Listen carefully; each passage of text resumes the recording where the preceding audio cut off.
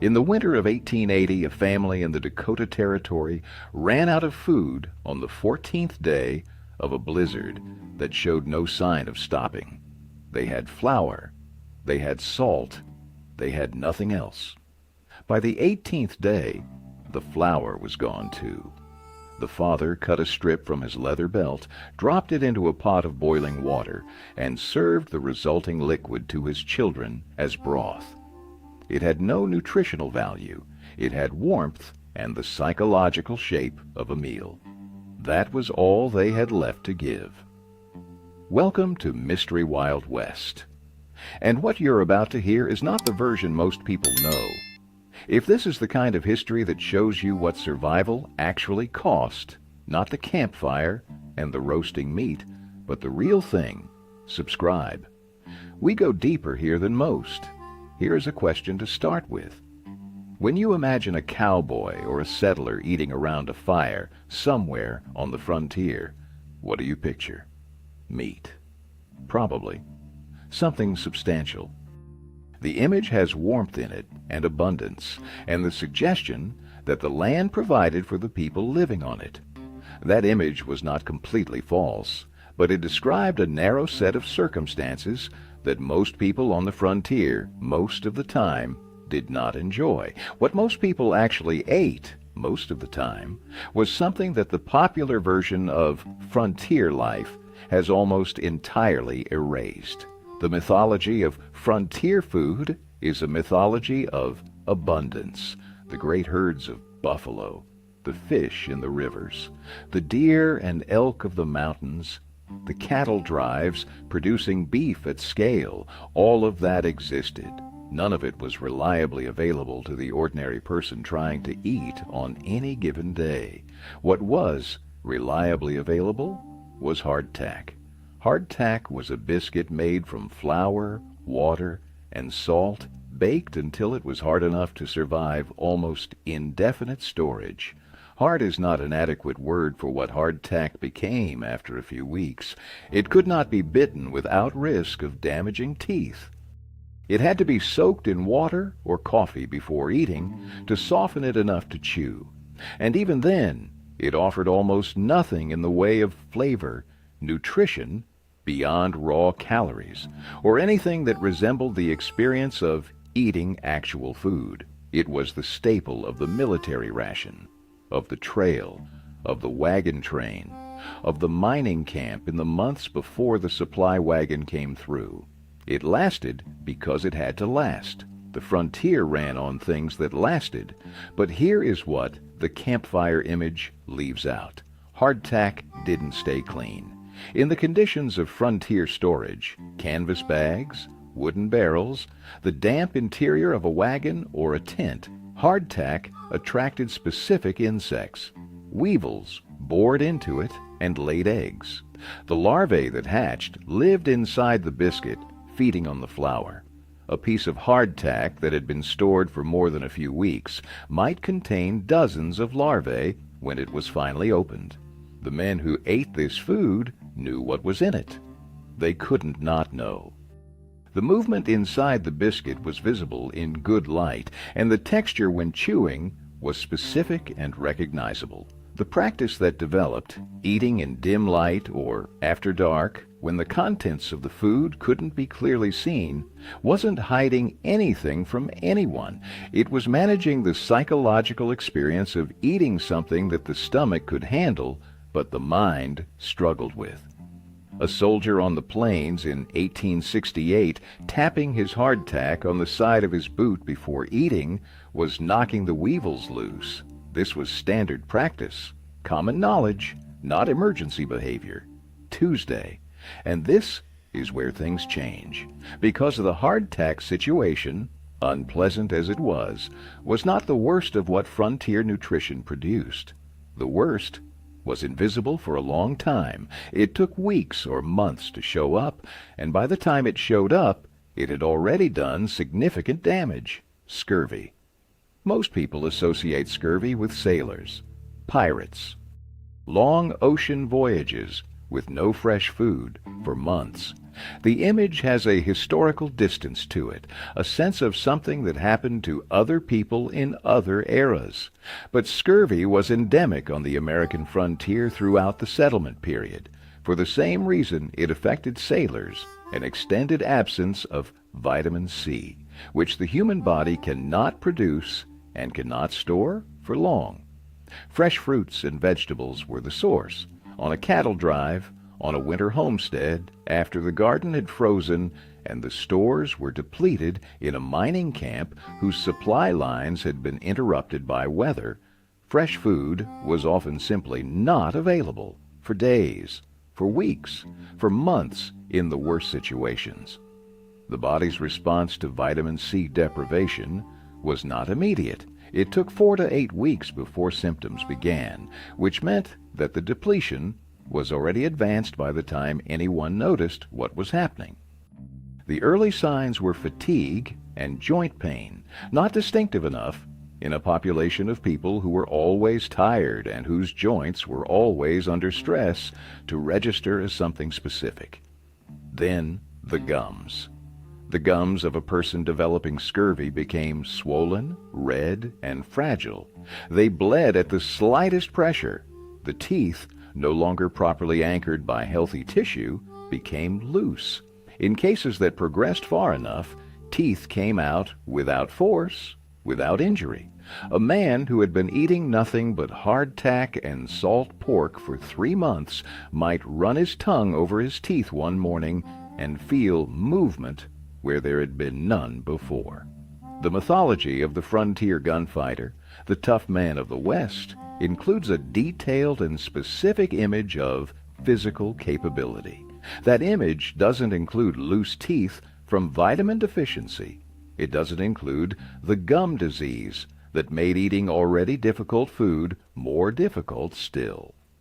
But it was real, and it was common, and it was happening simultaneously with the heroic narrative being constructed around the same men. A miner in a Colorado camp in the winter of 1873 was spending 16 hours a day in a tunnel doing physical work that required his body to function at a high level. If the supply wagon hadn't come through in 6 weeks, which was not unusual when the mountain passes closed, he was doing that work while his body was slowly dismantling itself from the inside. He might not have understood what was happening. He just knew his gums hurt, and he was tired in a way that didn't respond to sleep. The remedy was simple and well known to any doctor who encountered it. Fresh food, citrus, if available, pine needle tea, which native populations in certain regions used and which some frontier communities learned from them, potatoes, if stored properly, anything with vitamin C in it. The problem was not ignorance of the remedy at the theoretical level. The problem was that in the conditions of a mining camp in winter, the remedy was not available. A doctor who arrived in such a camp in February found men with scurvy symptoms and prescribed fresh vegetables was prescribing something that wouldn't arrive for 2 more months. He might know exactly what was wrong and have no way to address it. That gap between diagnosis and treatment was one of the fundamental conditions of frontier medicine. But here's the problem. Scurvy and weevils in the hardtack were the predictable conditions of frontier nutrition.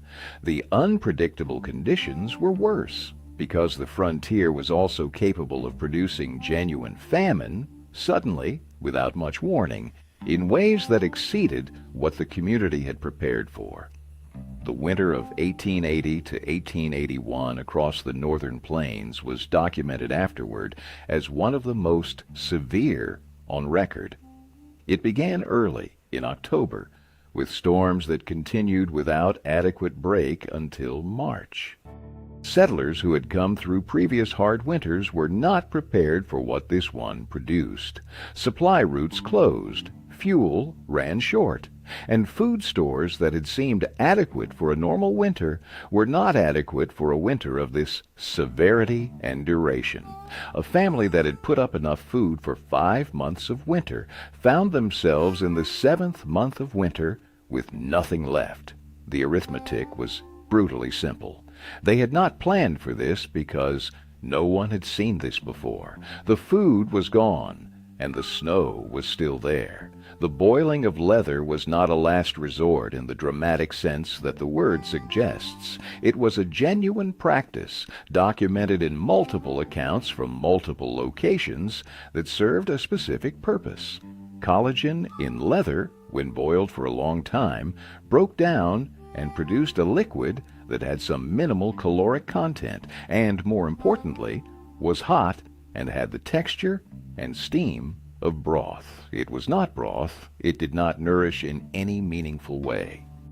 But it occupied the stomach with something warm, and it occupied the mind with the familiar ritual of eating, and in conditions where the alternative was nothing at all, it was what there was.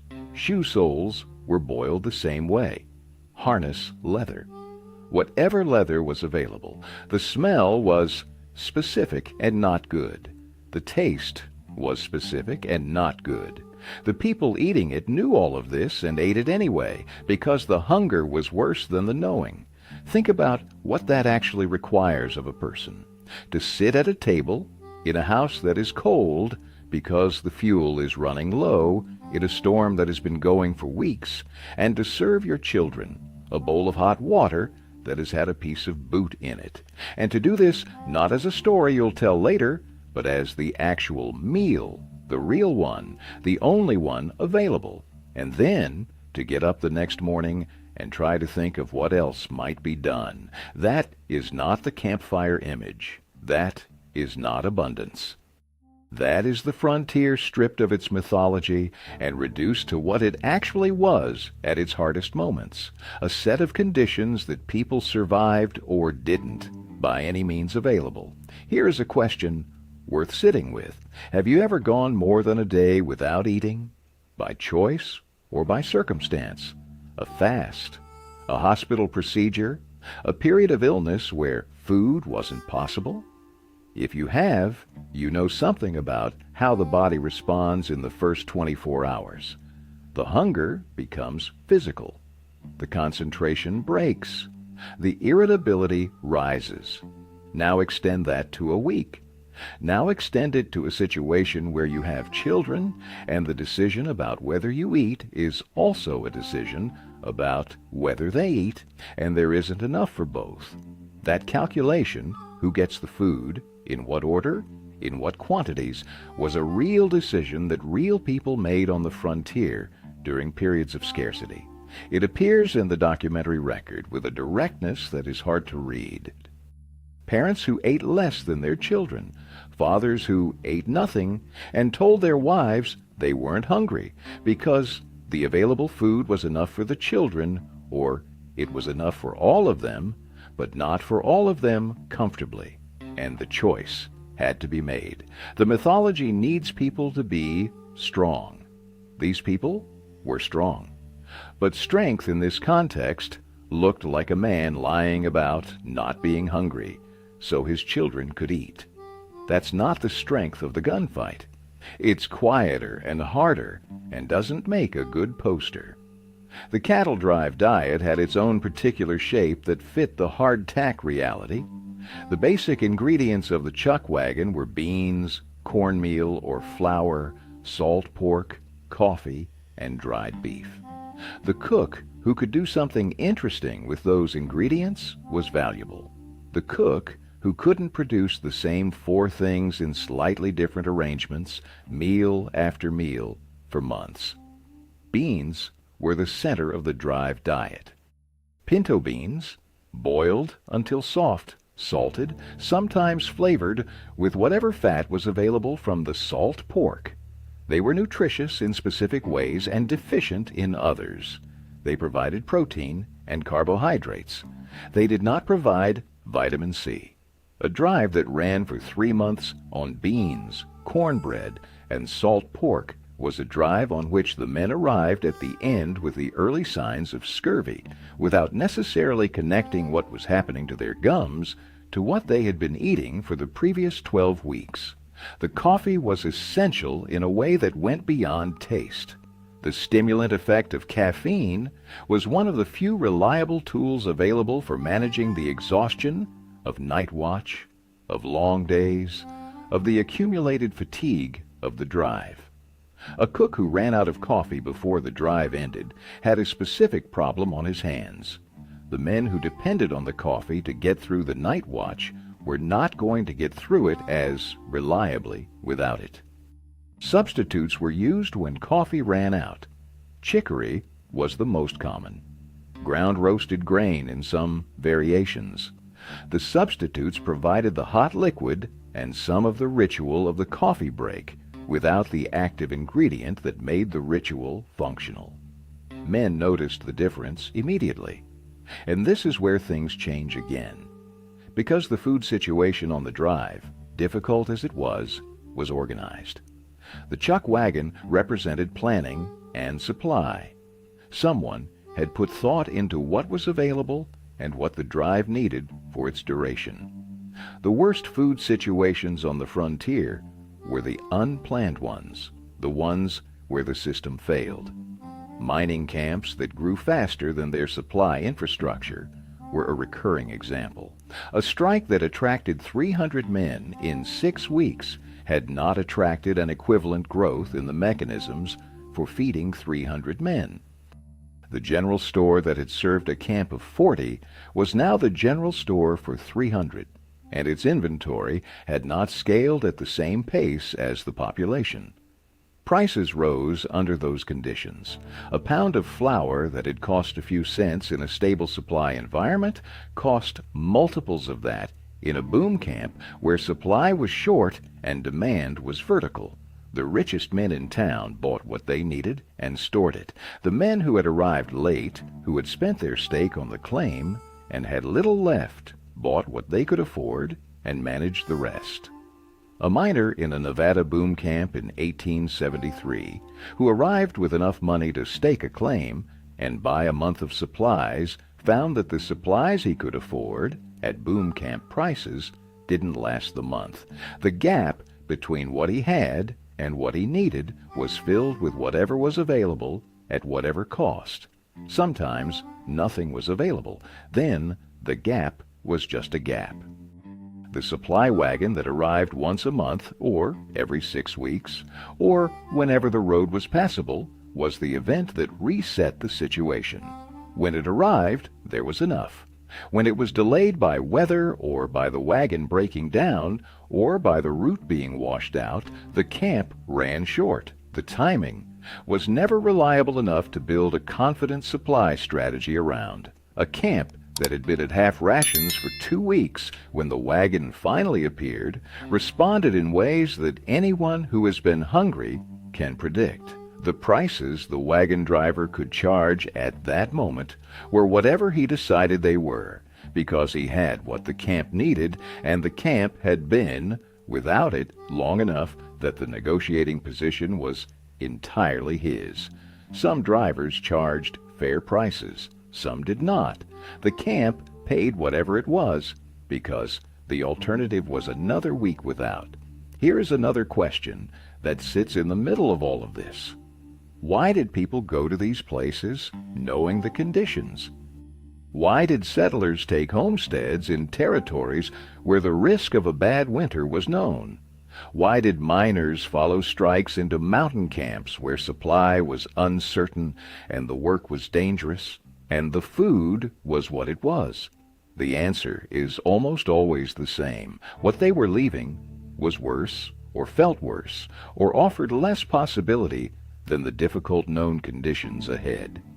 A man who came west to mine silver in 1873 was not unaware that mining camps had problems. He was choosing that set of problems over a different set of problems he'd already been living with. The possibility of the strike, the chance that the work would pay off, and the conditions would be temporary, was worth the conditions. For settlers on the homestead, the calculation was different but similar in structure. The land was free or nearly free. The conditions were hard. But the alternative, working for wages in an eastern city, renting housing, having no stake in anything, had its own costs, and the frontier represented an escape from those costs, even if it imposed different ones. Both calculations could be wrong. The mine could play out. The crops could fail.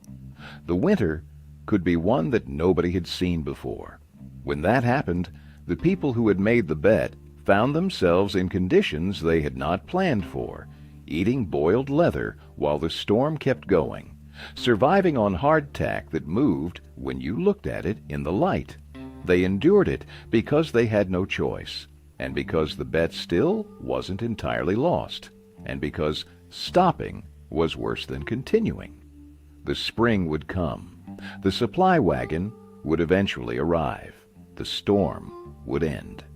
The people who survived the worst of it were the ones for whom those facts were real enough to sustain them through the part where none of those things had happened yet. And this is where things change in a way that connects the food to everything else about the frontier experience. The mythology of the frontier is a mythology of will. The strong survive because they are strong, because they want it enough, because their character is sufficient.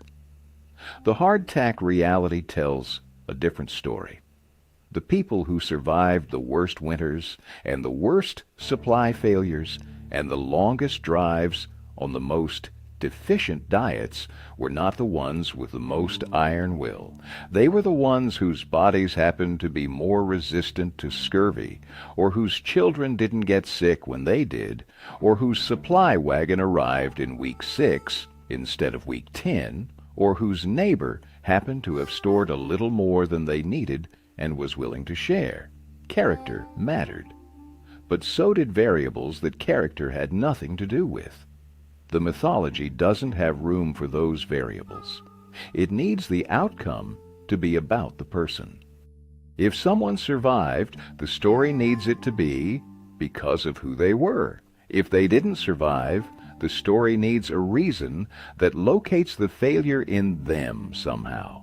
The actual mechanism, which involved luck and biology and timing and a dozen other things that the individual couldn't control, doesn't fit the story.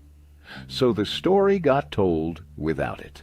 And the campfire image replaced the hardtack image, and the roasting meat replaced the boiled leather, and the abundance of the mythology replaced the scarcity of the reality. Here is the final question. The next time you see that campfire image, the fire, the meat, the warmth, the men gathered around it with something like contentment, what will you know that you didn't know before? You will know that somewhere, not far from that campfire, in any direction you care to point, there were men eating in the dark, because looking at their food was worse than not looking. There were children whose gums bled when they touched them. There were families. In the 7th week of a winter they had only provisioned for 5, boiling what they had left and calling it broth. The campfire is real. The warmth existed. The community around the fire existed. But it sat inside conditions that the warm image erases, and what got erased was the harder and more honest truth of what surviving the frontier actually required. Not iron will alone, not the strength of the myth. Something more mundane and more profound than that. The willingness to eat what was there, however it was, and to get up the next morning and try again. That is what the frontier actually ran on. The supply networks that kept frontier communities alive were more fragile than anyone wanted to admit. A single road washed out by spring floods could cut a mining camp off from supplies for 3 weeks. One outbreak of illness that kept the supply wagon operator in bed could mean the difference between adequate food and genuine shortage at the other end of the route. a general store operator in a Kansas town in 1877 who ran his inventory down to nothing, had no good options. He sold what he had to who needed it. When it was gone, it was gone. The next family through the door found empty shelves and a date the next shipment might arrive. Might, not would. The homesteader who had driven 40 miles in cold weather to buy flour and found none available had a choice to make on the spot. Drive to the next town, turn around, and go home with nothing. Or buy whatever was available and manage the gap.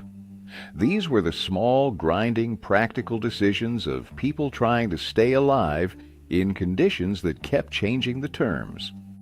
The hunting that the mythology presents as a reliable supplement to frontier diets was genuinely a supplement, but one that required skill, equipment, time, and the presence of game, none of which could be counted on consistently. A homesteader who was also farming, also hauling water, also repairing equipment, also managing livestock, did not have unlimited time to range far enough from the homestead to find deer or antelope in the quantities that would actually add meaningfully to the food supply. The men who hunted professionally, supplying game to towns and camps, were a separate category. They had the time and the skill because hunting was their work. The ordinary farmer or miner who went out with a rifle on a Sunday afternoon might come back with something or might not. In winter, when game moved to lower elevations and the conditions made travel difficult, the hunting option contracted further.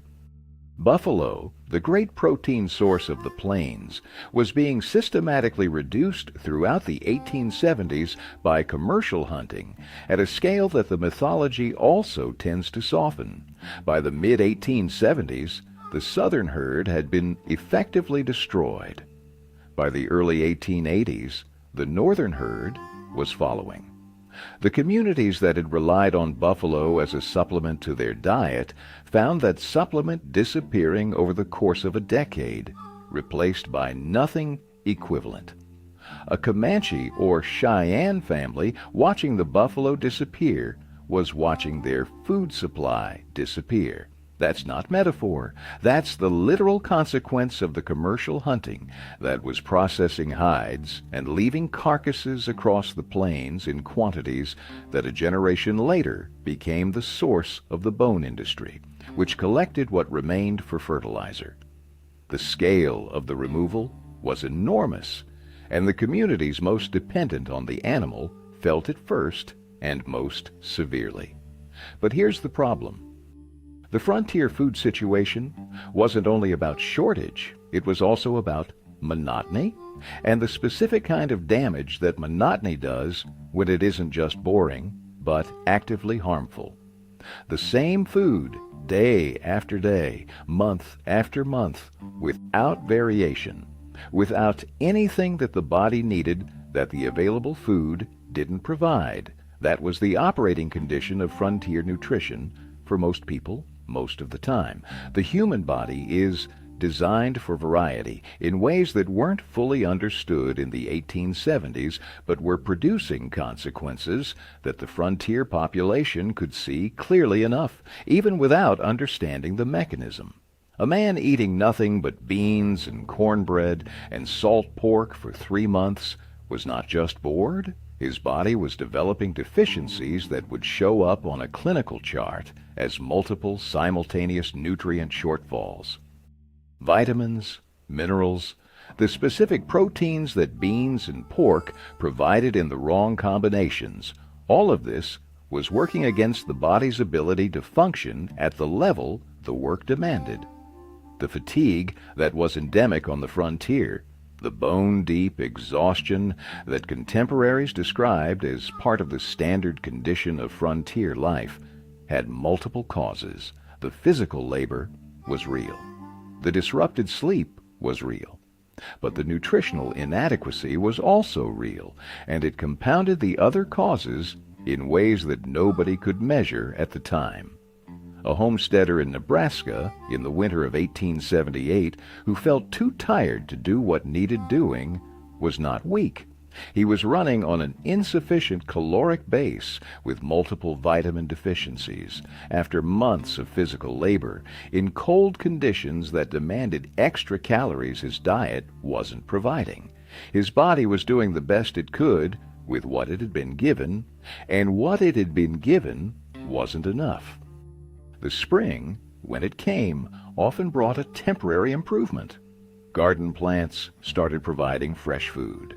Wild greens, dandelion leaves, the first shoots of various edible plants. Experienced frontier women knew which of these were safe and gathered them specifically because the body craved what they provided. Not for pleasure, though the flavor of something green after months of salt pork was its own kind of relief. For the specific nutrients that the winter diet had depleted. This gathering was practical medicine, performed by people who understood its function without having the vocabulary of vitamins and deficiencies. They knew that eating certain things in spring made people feel better than the winter had left them. That was enough to know. The mechanism could wait. The children were the most visible indicator of nutritional stress on any frontier homestead. A child's growth records, where they survive in doctor's notes or family diaries, show the pattern clearly. Growth that slowed or stopped during the winter months and resumed in spring when the diet improved. The body, in the absence of adequate nutrition, protected the essential functions first and allocated remaining resources according to priority. Growth was not essential. It could wait. The child's weight held or fell, and the parents knew what it meant, and they did what they could, which was often not much until spring. The flour that was the base of most frontier baking was also not the nutritionally complete food that the people eating it needed it to be.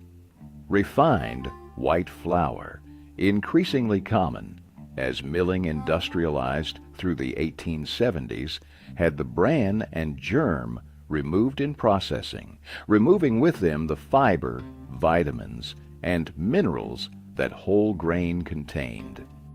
The white flour that the frontier housewife mixed into biscuits and cornbread was a better baking product than whole grain, and a worse nutritional one. Nobody understood this at the time in the specific terms that would allow them to adjust for it. They just knew that people who ate primarily flour-based foods for extended periods were not as healthy as people who ate more varied diets. The mechanism was invisible. The outcome was visible in the face of any frontier community that had been through a hard winter. And it gets worse when you look at what happened with preserved meat. Salt pork was the dominant preserved meat of the frontier, and it was preserved through a process that kept it edible but altered its nutritional profile in specific ways. The salt that prevented bacterial growth also drew moisture out of the meat and changed its texture and flavor. Salt pork that had been in the barrel for several months was not the same as fresh pork in any dimension except caloric content.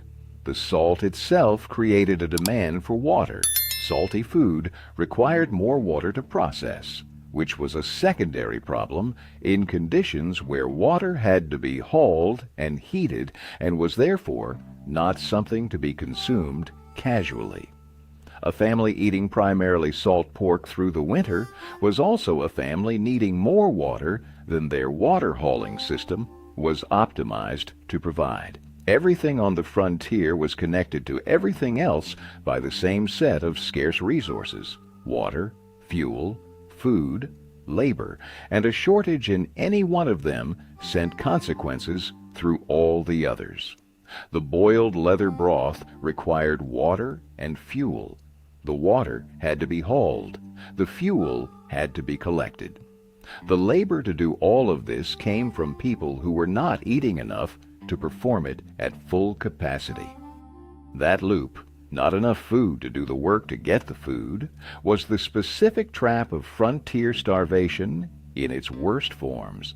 The people caught in it couldn't work their way out with effort alone because the effort required more than they had to give. The ones who made it through were the ones for whom the loop broke before it ran to its conclusion. The storm that ended, the supply wagon that arrived, the neighbor with the extra barrel of salt pork, the spring that came soon enough. Not always the strongest, not always the most capable, the ones the timing worked out for. That's the part the myth cannot accommodate, because the myth is about strength, and the frontier starvation reality is about timing, luck, and the specific mercy of circumstances aligning before the human body reached its limit. The campfire and the roasting meat exist as a myth because they represent what people wanted the frontier to be: plentiful, rewarding, a place where the land gave back what you put into it. Sometimes it did. And in those moments, the campfire was real, and the meal was real, and the warmth of it was real. But the other moments were real too. The dark, eating without looking, the gums that bled at breakfast, the 7th week of the blizzard, the pot of leather broth served with whatever expression of normalcy the parent could sustain. Both things were the frontier. Only one of them became the poster. Now you know which one was left out. And knowing it changes what those people actually survived. Not a romantic adventure, something harder and more specific and more honest than that. Something that deserves more than a campfire image to stand for it.